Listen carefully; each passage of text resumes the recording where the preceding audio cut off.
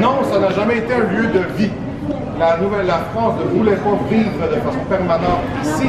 C'était surtout les ressources qui nous intéressaient.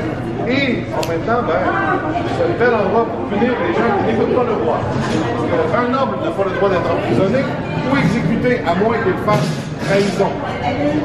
Si Frontenac, si on prend l'exemple de Frontenac, était puni parce qu'il dépensait trop d'argent, la prison n'est pas permise et l'exécution non plus. Qu'est-ce qu'on fait dans ce cas? Je l'envoie très loin, à 3 mois de navire. Alors, très loin de la France, vous n'avez plus ce luxe français, vous avez pu faire difficile les liens avec vos partenaires d'affaires, donc c'est une très grande mission. Et il faut dire, vous avez un risque de vous faire tuer la Nouvelle-France. Mais c'est pas le roi qui vous a mis à mort. C'est plus la situation dans laquelle il y avait un ours. Si l'ours tue, c'est pas la faute du roi. C'est un peu l'idée. Donc oui, Frontenac va être envoyé ici comme punition, mais contrairement à beaucoup d'autres gouverneurs, il va aimer la Nouvelle-France. C'est un militaire dans l'âme. Il a toujours dû se débrouiller avec ce qu'il avait. Et la Nouvelle-France, c'est la définition même. On doit se débrouiller parce qu'il n'y a rien que la France nous envoie tout le monde. Il y avait beaucoup de choses qu'on ne connaissait pas. Donc on se débrouille, on apprend, et Frontenac adore ça. On le connaît aussi très bien pour avoir défendu la Nouvelle-France en 1690 contre la première attaque coloniale anglaise. Qu'est-ce que je veux dire par là? Avant 1690, les Anglais attaquaient souvent Québec pour aucune raison autre que de causer les problèmes.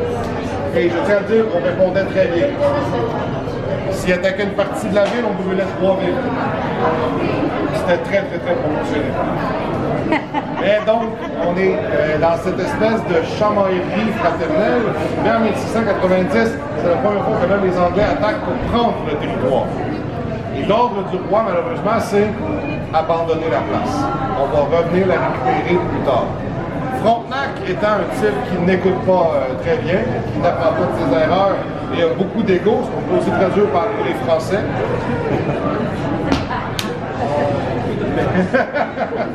Ah non, vous allez voir, je vais rire de nous aussi après, parce que je trouve tout le monde. Mais donc, Frontenac, lui, va rester à Québec. Il va défendre Québec avec sa tête seulement. Parce qu'il n'y avait rien pour défendre la ville de Québec.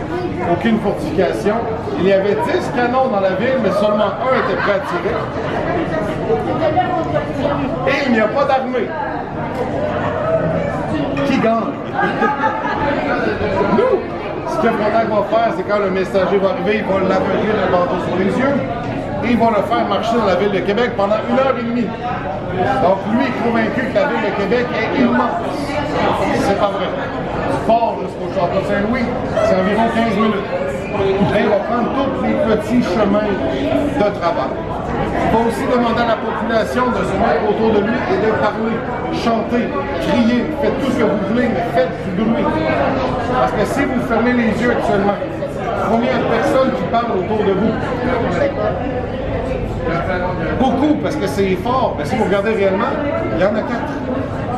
Donc c'est l'illusion qu'on va aller chercher, on crée une population immense avec une foule prête à se battre, avec de l'énergie, et c'est ce qui va traverser les Anglais. Et c'est là que Frontenac va dire, la France la plus connue de Québec. Je vous répondrai par la bouche de mes canons. Voilà. Donc on est prêt à se battre, n'est-ce pas? C'est faux. Ce que Frontenac veut faire, c'est qu'il veut faire patienter les Anglais assez longtemps pour que l'hiver arrive.